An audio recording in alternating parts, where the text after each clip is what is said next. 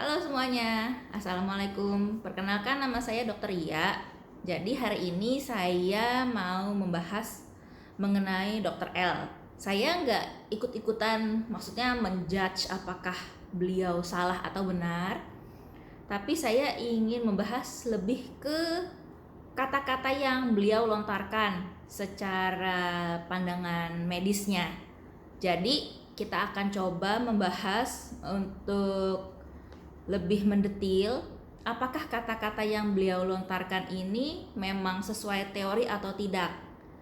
Nah, harapan saya untuk pembahasan ini agar kita juga sama-sama belajar ya, Anda dan saya, apakah yang dilontarkan oleh Dr. L ini benar atau enggak.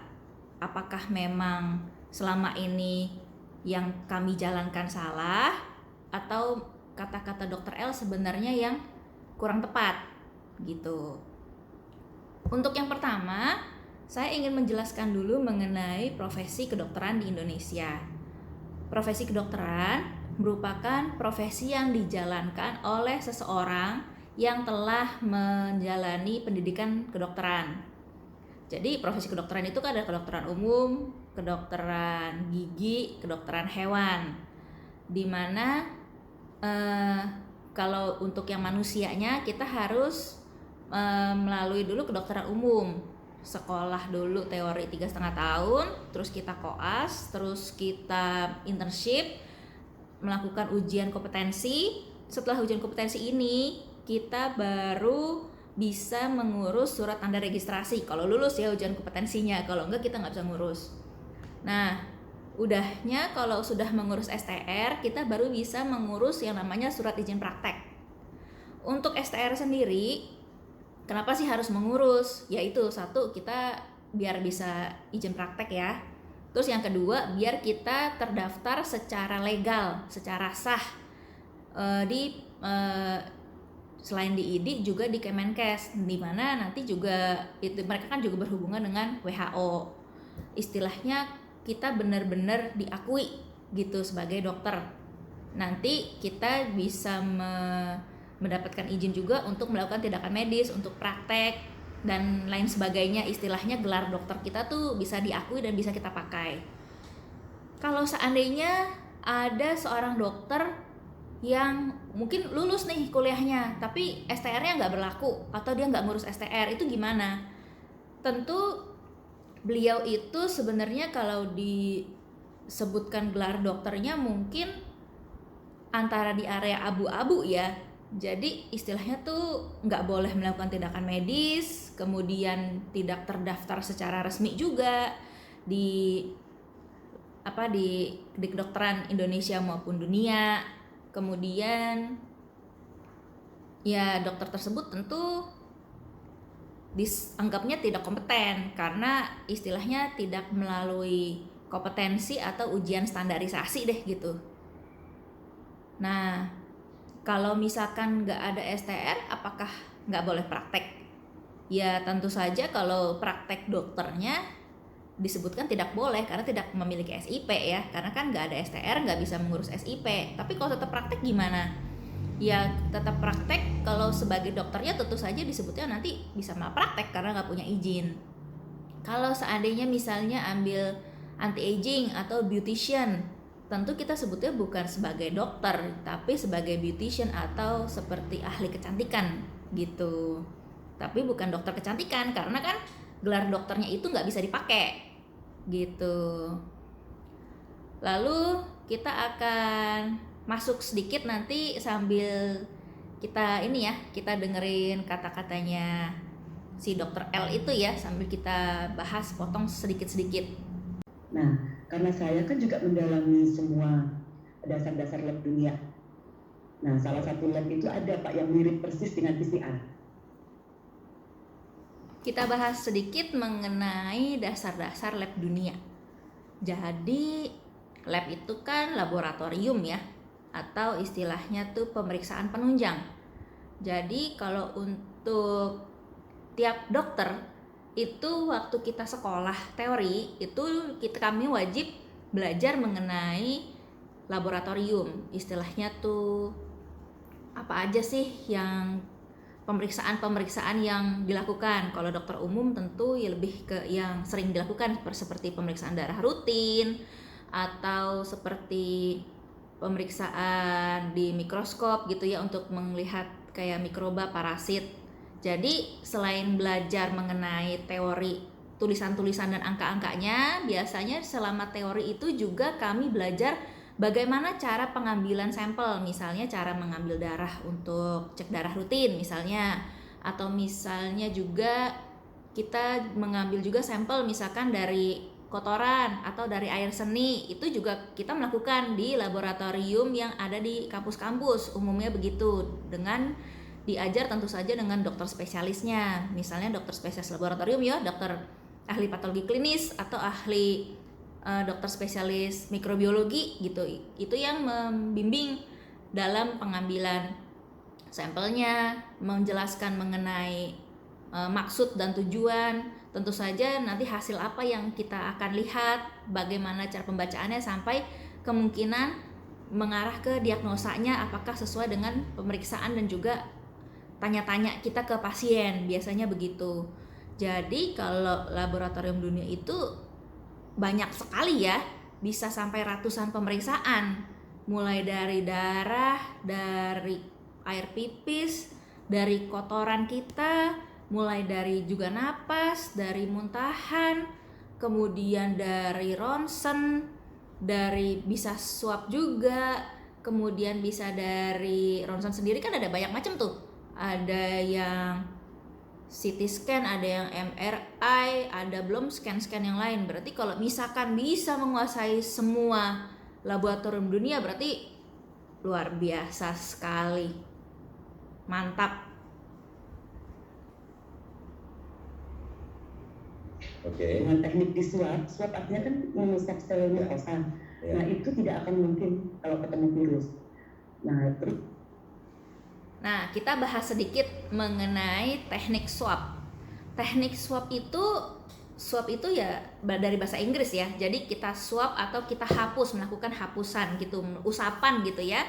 Jadi seperti kalau untuk yang swab untuk COVID itu biasanya kan kita pakai yang swab hidung atau swab tenggorokan. Nah, itu kita melakukan usapan ke daerah dinding mukosa gitu. Tentu apa yang mau kita periksa itu tentu apa yang menempel di situ. Karena kita tujuannya adalah ingin melihat apakah ada virus COVID apa enggak. Jadi ya ada enggak yang nempel di dalam hidung gitu. Jadi kita kerok, kita ambil, kita swab. Teknik swab ini sebenarnya nggak cuma untuk COVID ya teman-teman. Teknik swab juga banyak dilakukan untuk yang lain-lain, seperti misalnya untuk melihat infeksi jamur. Terus ada beberapa juga untuk gangguan kulit, itu juga biasanya kita bisa swab. Atau misalnya untuk parasit, itu juga bisa kita lakukan teknik swab gitu. Jadi swab ini nggak cuma hanya untuk corona, tapi juga bisa untuk infeksi-infeksi yang lain. Bedanya di mana? Biasanya bedanya di cairan buffer yang kita pakai atau penggunaan alat bacanya. Tapi kalau untuk tekniknya, untuk alat seperti cotton budnya itu ya, alat swabnya umumnya sih mirip-mirip. Yang beda hanya di cairan dan juga alat pembacaannya atau nanti teknik pengencerannya, cairan pengencernya, cara menetesnya biasanya bedanya di situ. Sama kasetnya itu, ada beberapa yang pakai alat khusus, ada juga yang pakai misalkan habis di swab terus diencer, harus dilihat di mikroskop, itu juga ada. Dan kalau misalkan untuk corona sendiri itu kan ada yang rapid, ada yang PCR. Kalau rapid itu biasanya habis kita encerkan dengan cairannya itu, kita teteskan ke alat kaset yang memang sudah ada alat deteksinya, yang ada garis 1 atau garis 2 itu. Dimana kenapa bisa garis 1 garis 2? Nah itu biasanya ada yang kita sebut dengan indikator. Jadi kalau virus itu kan biasanya dia ada mengeluarkan zat-zat tertentu yang bisa terbaca. Nah biasanya dari situ, sama kayak kita kalau misalkan perempuan hamil itu kan tes pack-nya juga ada garis 1 garis 2 kan, itu karena mendeteksi hormon beta HCG pada perempuan. Kalau misalkan hamil dia naik hormonnya jadi bisa kebaca, tapi kalaupun misalkan kita nggak hamil mungkin kadarnya sedikit sekali jadi nggak kebaca. Jadi sama seperti itu teman-teman, kalau misalkan untuk rapid antigen, kalau misalnya kadar virusnya sedikit sekali bisa aja dia nggak kebaca tuh di kasetnya itu, tapi kalau misalkan kadarnya sudah naik, sudah virusnya udah mutasi ya, udah tambah banyak jumlahnya, itu dia akan lebih gampang kebaca di hasil swab antigennya itu untuk yang rapid. Tapi kalau misalkan untuk PCR, walaupun jumlahnya sedikit bisa tetap terbaca karena memang alat PCR itu bisa dengan canggihnya membuat virusnya itu jadi lebih mudah terlihat dengan melakukan cycling atau diputar-putar gitu. Makanya dibilangnya city value kan, atau nilai dari cycling test yang diputar-putar gitu. Nah itu istilahnya kayak diulang-ulang untuk dilihat jumlah banyak virusnya, nanti di putaran kesekian yang mana bisa terlihat virusnya gitu. Terus kemudian di awal pandemi itu kan saya melihat alat yang dipakai itu kan alat rapid test. Rapid test itu kan berarti dari darah. Iya. Kalau darah kan nggak mungkin bisa ketemu virus, berarti cuma masalah faktor imunitas. Nah sekarang kalau Dokter L ini bilang kan rapid yang dari darah. Waktu pertama kali ada COVID itu kan memang mulai muncul rapid antigen ya, bukan antigen, antibody, rapid antibody IgG dengan IgM yang diambil dari darah tepi biasanya, atau bisa juga dari plasma darah yang di sini. Kalau untuk itu memang tidak bisa menemukan virus, tapi yang kita temukan adalah antibody. Jadi beda. Dari awal pun sudah dijelaskan bahwa rapid antibody, namanya judulnya rapid antibody, adalah untuk memeriksa imunitas kita terhadap si virus COVID. Jadi teman-teman, kalau misalnya kita lagi sakit, itu tubuh kita kan akan melawan kan. Nah, bisa ditonton nih video saya yang sebelumnya yang penjelasan mengenai COVID. Itu tubuh kita akan melawan dengan mengeluarkan antibody. Si antibody tubuh kita ini pintar teman-teman, dimana dia bisa mengenali dan mengingat-ingat si virus itu. Sehingga kalau misalnya kita kena COVID, antibody kita itu akan mengeluarkan memori agar dia hafal dengan si COVID ini. Jadi kalau misalkan dideteksi, bisa aja diketemukan antibody yang khusus untuk si COVID. Makanya ada alat rapid khusus untuk mengecek apakah kita punya antibody terhadap COVID apa enggak. Si rapid antibody ini kalau misalkan terdeteksi waktu itu kan ada 3 garis ya, garis kontrol, garis IgG, garis IgM. Kalau misalnya garisnya 2 atau 3, berarti kan kemungkinannya itu sedang terinfeksi atau sudah memiliki antibody karena infeksi sebelumnya gitu. Makanya tapi karena ilmu kan terus berkembang ya, jadi dibilangnya untuk rapid antibody ini nggak bisa kita jadikan patokan, maksudnya karena dia nggak terlalu akurat. Jadi sekarang ini lebih dipakai untuk yang rapid antigen ataupun PCR. Kenapa nggak terlalu akurat, dok? Karena untuk membaca antibody itu nggak semudah itu ya, dimana antibody orang itu kan pembentukannya beda-beda. Ada yang antibodinya gampang terbentuk, ada yang antibodinya susah terbentuk. Sehingga kalau kita mau patokannya melihat antibody itu nggak bisa stabil. Jadi banyak miss-nya gitu, banyak kelewatnya. Beda kalau kita ambil langsung melihat virusnya apakah ada apa enggak. Kalau kita ambil langsung virusnya, itu dia tidak terpengaruh dengan si antibody ini. Lanjut ya. kan coba Pak, waktu pertama kali itu bulan Maret pakai alat rapid test ini, rapid test itu kan sempat beberapa bulan kita pakai beberapa bulan tuh Kak pakai. Nah kalau kemudian pakai alat ini kemudian dinyatakan tidak akurat, berarti kan bukan virus. Iya. Logikanya berapa bulan tuh Pak pakai? Pakai si rapid test itu. Banyak bulan deh, hampir 6 bulan lebih itu kita yang diprotes Jering. rapid test ya. Ya, yang diprotes Jering itu kan Pak. Karena apa? Kan ini kan aneh ya sebenarnya, pandemi yang lucu-lucuan. Oke. Kita bahas mengenai pandemi ya. Jadi pengertian pandemi ini saya nyontek deh. Saya lihat pengertian pandemi menurut WHO ya. Jadi kalau menurut WHO, pandemi itu merupakan infeksi penyakit yang menyebar di beberapa negara atau benua serta mempengaruhi sejumlah besar orang. Nah, kalau kita lihat untuk infeksi COVID sendiri ini kan terjadinya hampir di seluruh dunia ya. Berarti kan udah nggak beberapa benua lagi.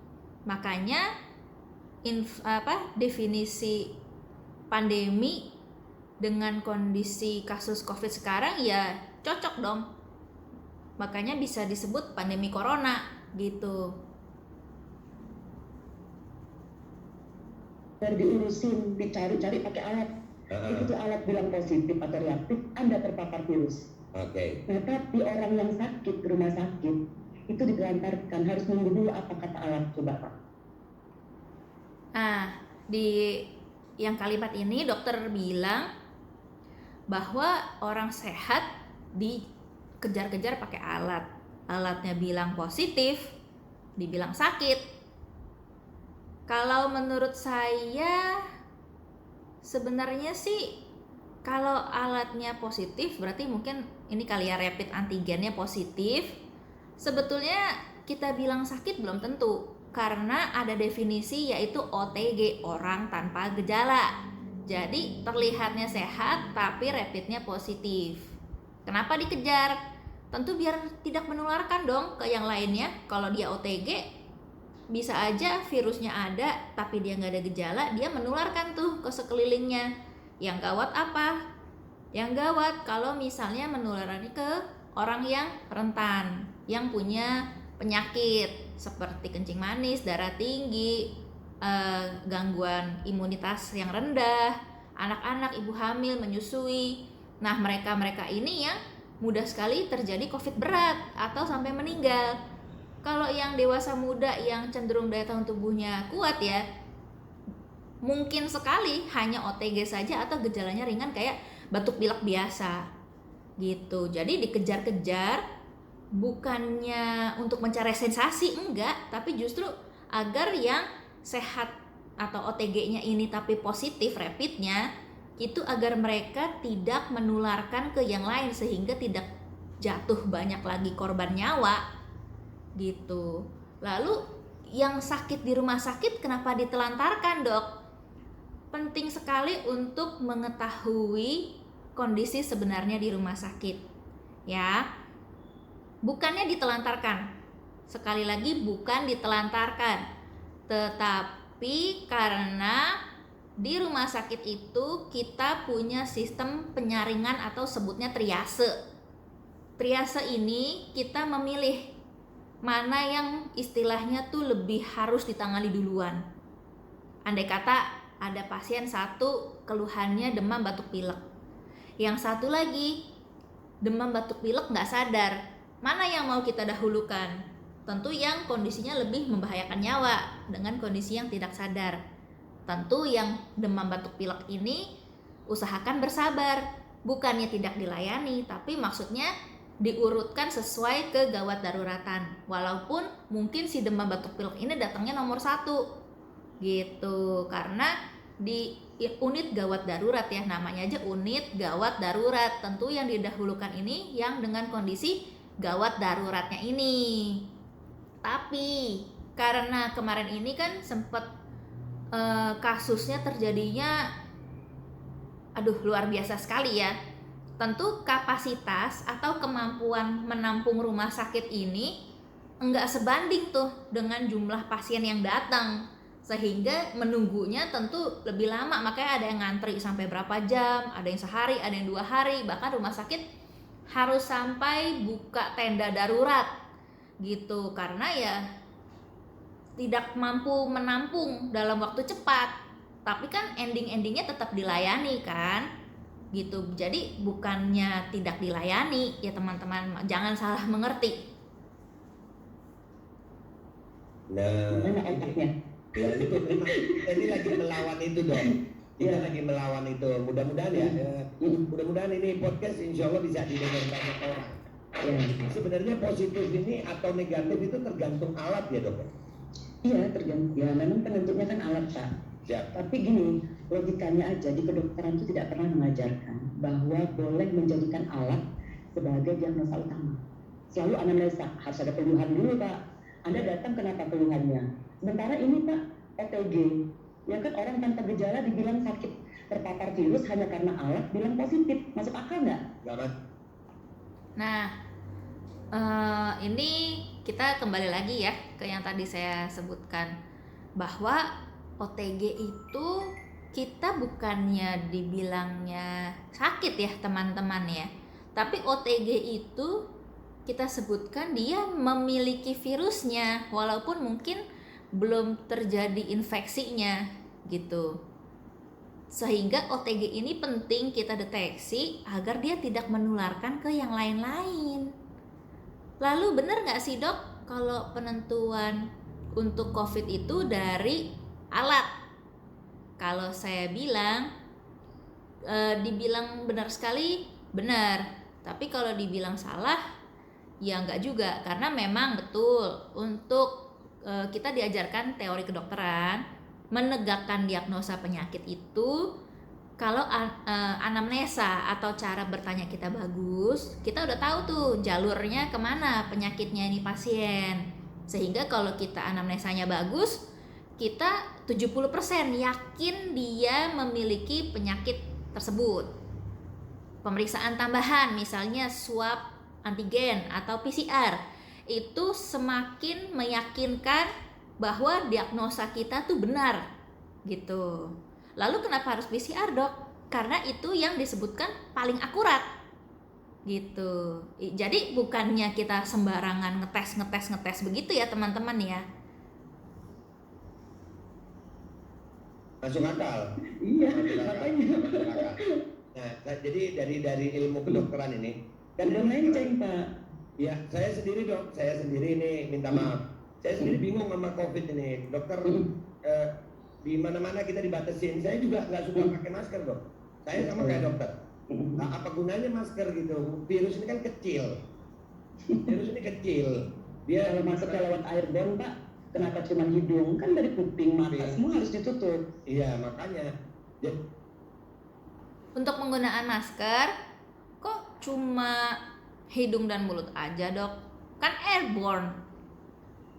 Airborne itu merupakan definisi airborne ya. Airborne itu kan segala sesuatu yang dari udara, pernapasan. Jadi umumnya airborne itu melalui ya mulut dan hidung, apa yang bisa terhirup ke dalam gitu. Biasanya airborne disease atau penyakit yang melalui cairan mulut dan hidung itu batuk pilek, bersin, itu yang paling sering. Kenapa mata dan kuping itu nggak perlu kita tutup? Karena umumnya kalau mata ya mukosa gitu, telinga kita juga di dalamnya itu ada mukosa, itu penyerapan airborne itu sangat sedikit sekali, hampir nggak ada gitu. Dibandingkan dengan kalau apa yang terhirup, tertelan, masuk ke dalam, itu cepat banget untuk terjadinya penyerapan dibandingkan kalau di mukosa mata, di telinga ataupun di kulit. Makanya kenapa paling penting itu menutupi mulut dan hidung pakai masker.